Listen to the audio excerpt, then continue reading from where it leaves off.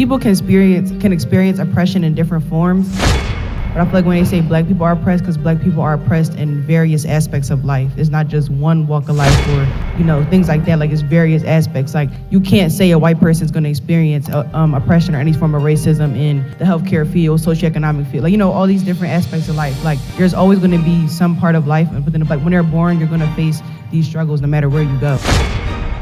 It's not like custom-made struggles specifically for our race on a mass level. When you come out the womb as a black person, you are not destined for just straight racism out the womb. Word oppression is it's really strong. You just imagine we're looking at them, and as black people in the U.S., and the word that comes to mind, that just comes off the tongue of people, is oppressed, okay? And that's because this is the word that's out there so much, right? This is the conversation that we've started, that God started, and the word just goes around. It's like, and it just rolls off people's tongue. And so when Eric said that the other day, I am sure that very few people in this class went, whoa, oppressed. That's a heavy word.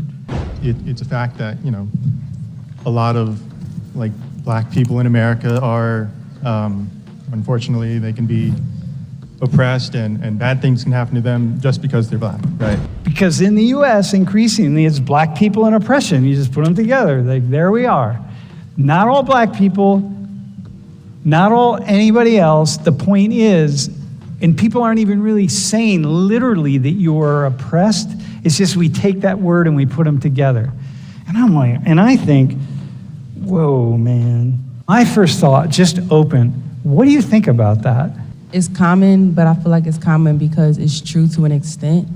Like, black people do experience oppression a lot, like, on a day-to-day. So, I feel like it's easy to link the two to a race. Not saying that it's right, but it is true. Like, being that, like, America was founded really not to help black people, people experience oppression in all different ways. People experience oppression in the healthcare system. People experience oppression in classes and jobs, things like that. So regardless of how you want to experience it, oppression is everywhere, no matter where you go, because America was not set up for black people to thrive. Okay. What's oppression mean to you? Like, because to me, it's a really strong word. Like, what does that mean for you? Yeah, because, like, I'm not really, like, big on the textbook definition, but just by experience and just having experience with classes, like, oppression is just, I feel like, facing different obstacles and adversities, that, hinder you from kind of, like, thriving and being, like, the best person of yourself, I guess you could say. So, like I said, like, oppression could be in the healthcare system where, like, you don't have access to healthcare, so you're oppressed in that way. We're oppressed? Hey. When it comes to oppression, if you're going to define it like that, like facing obstacles, facing challenges, facing day-to-day struggles, black people are oppressed. White people are oppressed. Asian people are oppressed. Native American people are oppressed. Because let's be honest, bro. We've all went to that one store and we just had a rude cashier. Or we went to work. I'm not going to say work. But we went to that one store, we had a rude cashier. We just went to that one restaurant, they just wasn't messing with us. Or we just went somewhere and things just didn't go right. The workers just didn't treat us right. That's oppression. But when you talk about black people in America being oppressed, like on a whole, like as a whole in the country, I can't agree with that. I can't agree with that because we've had too many opportunities up to this point. I would say this for this young woman, that America was not built for our people when it first was built. I don't know, was it 200, 300 years ago? I don't know. But when you talk about modern America, that's just not true. It's not. At least in my opinion. Hey y'all, make sure y'all subscribe to the channel. Don't forget to subscribe. Or like the topic of last class where you can't get a job because you wear your hair in an afro. Like that's a form of oppression. Like, you know what I'm saying? So oppression, I feel like to me, just facing adversity or obstacles, no matter like where you go or like how you try to set up things. I think in that sense, it's kind of a similar thing. They're being turned away from opportunities based on their skin color or based on a feature that they can't control and wouldn't necessarily control. Okay, when you say turned away, what do you mean? Like not given the opportunity. Say two people are qualified, equally qualified for a job, one's black, one's white. I think statistically it's shown that like if the person with a black name will not be chosen over the person with a white name. Okay, so here, let me help with that. Restate that so that it's true. Because that would mean like Brooklyn here. Well, that's not a black name actually, so give me a black name. Darnisha. I know a white woman named Darnisha, but I know a lot of black women named Darnisha, okay? Shantoya, right? I don't think I know any white women named Shantoya. Okay, is that good? Is that a good one? Okay, Shantoya and Megan. Like that would mean what you said would mean, and I want you to change it because this is cool. That would mean that Shantoya would never ever get a job. Because okay, so now just say what you said, which is true. What you said is true. The research has shown, but say it differently. So in that situation, like our names compared, they would likely choose the whiter sounding name over a different race. More likely. Okay, the research shows. Hey, listen, not only there was one study that showed that 50% more often you would get you with Megan and, a white sounding name, right? But I know a few black women named Megan, so let's not say, right? But anyway, I know a whole lot more white women named Megan. 50% of the time sometimes, but more likely to be chosen, right? Okay, and that's really important because, and we're gonna come back there, it's really important that we learn how to say the things that are true. And I like the fact that he's not just picking one side. And this is why I was talking about oppression earlier. Because like I said, any race can face oppression. And I'm not gonna sit here and be like black people just don't face no issue, because that's just not true. That's not true, bro. It's not. But when you have this notion that we are just bottom barrel, every time we step outside we have these major obstacles that we just have to overcome, and it's by the hand of the white power, bro, that mindset is not true, man. And you have to, when you presenting this data, you have to say it in a way to where you're okay, in this instance, research shows that this is happening. If you're going to, be telling people this stuff is true. But yeah, he has a point. And so this young woman, she's bringing up stuff that show that we could be, discriminated against. Because when we miss them, then we miss the opportunity to really see it. So, okay, so that's cool. I love what you said. When you oppress someone, what are you doing? You, I guess, kind of like what she said, you're not giving them an equal opportunity to accomplish something that a white person could.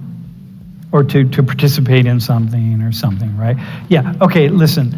So here's the thing, right? And this is one of those really hard-hitting words. So we've altered this conversation about race in the United States as a result of, after the murder of George Floyd, okay? Not the death of George Floyd, right? So we've altered the conversation about race, and what we've kind of moved out into the conversation are words that we just throw around randomly, like oppression. But what I heard from you is, yeah, you use this, but you don't mean it. Look, for many people, oppression is really harming people. You are oppressing them. You are standing on their neck, and in that kind of way. In the United States, workers historically have been oppressed, right? And, but that's not what you mean. Go ahead.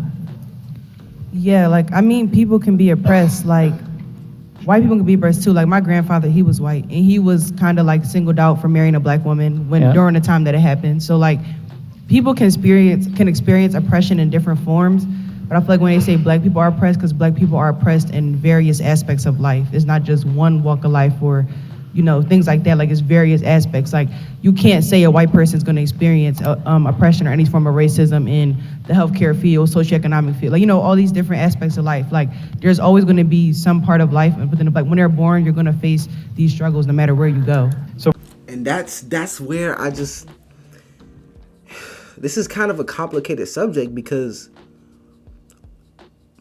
we do face struggles. We face struggles, bro. Like, we do. But my thing is this: it's not a custom specifically. It's not like custom made struggles specifically for our race on a mass level. Like, when you come out the womb as a black person, you are not destined for just straight racism out the womb in modern culture. It's not true. Like, and the reason I'm saying this is because we always run around this stigma that, no matter what, we just gonna be oppressed. Other races just gonna always turn us down. And it's not true, bro. It's not true on that mass level. It's not. And when we tell ourselves this, it doesn't do us no favors.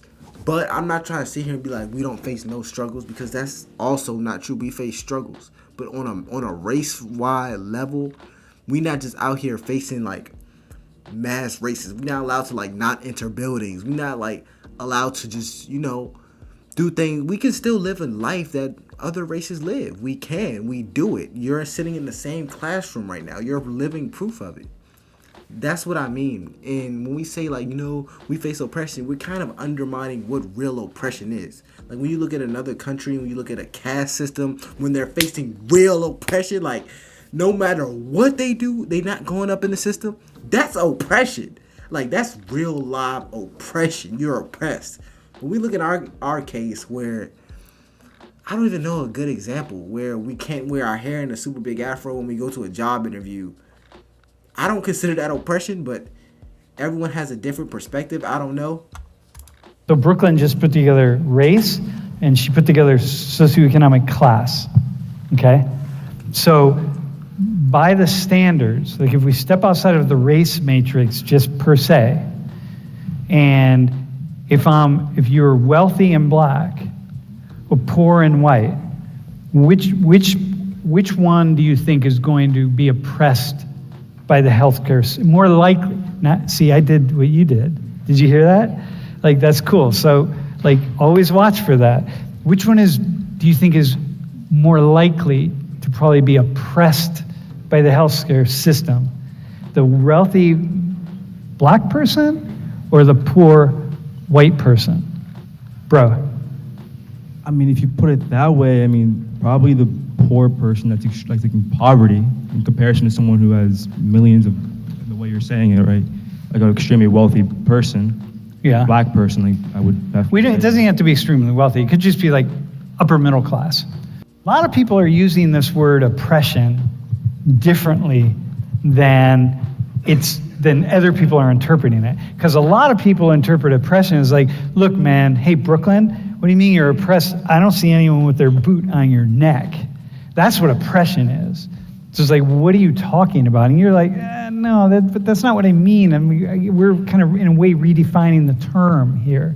And this is really important, because what happens is, and I say this because this has great value, because there are a lot of people who watch videos from this class who have a very conservative orientation. And they can't hear certain things like that unless it's laid out to them. Say, no, we don't mean oppression in that way. We mean it. Yeah, I think people hear it. I'm not going to say people don't hear it, because I don't think most people are that dense to where they can't understand what you're saying. But when you talk about oppression, like, I think most people, look at it as from the terms of, you don't have the same opportunities. You don't have the same freedoms. And on a mass level, that's not true. And that's how people are hearing it, at least in my opinion. I think that's how people are hearing you when you say, yeah, we're oppressed and you're not. They're looking at like, well, you make more money than me. They're like, nah, you still oppressed. But you go to a better school than me. Nah, you drive a better car than me. Nah, like, I think that's what people, are getting from it. But yeah, everyone has a different perspective. everyone has a different perspective. I think before you even jump into this, you need to try to look at the lives of other people first, you know? More in this other way. Oh, okay, I got you. Then I can go with it. But anyway, you were going to say something? Yeah, I just wanted to say, I feel like back to the whole healthcare thing, it gets a little bit tricky, I feel like, if we're using that example too, because like oppression doesn't always have to just be like in terms of affording healthcare. Like black women are oppressed in the healthcare system as well, with the whole idea that like, oh, they're stronger enough to like have babies without medication. That's a form of All oppression sorts as of well. things. Yeah, so all yeah, I feel like sorts it's of a lot things. that goes into like, trying to talk Yeah. about oppression in certain aspects. Yeah. Because like you could be wealthy and black and still be oppressed because you're a black woman. Oh, that's listen. wealthy. You know what I'm saying? Yo, totally. No, listen, look, the data on healthcare, I did a whole, last semester, I think it was, I don't remember, but we did a whole class on just healthcare on these kinds of questions. What happens in the exchange between doctor and patient? This comes from a conversation I had just 2 weeks ago. I was at the hospital getting... Yeah, so he's talking about the exchange between doctor and patient, and that subject does get very, very, very tricky. And people try to act like what's the word I'm looking for? Representation isn't important, but on my channel I say it is important. But hear me out, it's for a much different reason than y'all think. When, for example, let's say I'm a doctor or something, and somebody comes in and they look just like me. They got the same build, same skin, they literally look exactly like me. Their body operates exactly like mine. Naturally, I'm gonna know how to treat them better. I'm not gonna say I'm gonna treat them better like on my A, but I'm gonna know when something is wrong. I'm gonna know, okay, that's not supposed to look like that, or that's not supposed to be like that. That's just naturally what it is. And because doctors, for one, only 5% of doctors in America are black to begin with. When you talk about black women, what is it, 2%? So when they look at black women, like even though doctors are trained, when someone looks closer to you, you naturally know how to treat them better. Like, it's just what it is. Like, cause they look close. You know when's like. I hope y'all get what I'm saying, bro. I really hope y'all get what I'm saying. But anyways, I'm gonna end this video here. Let me know y'all thoughts on it. 7 for Jojo.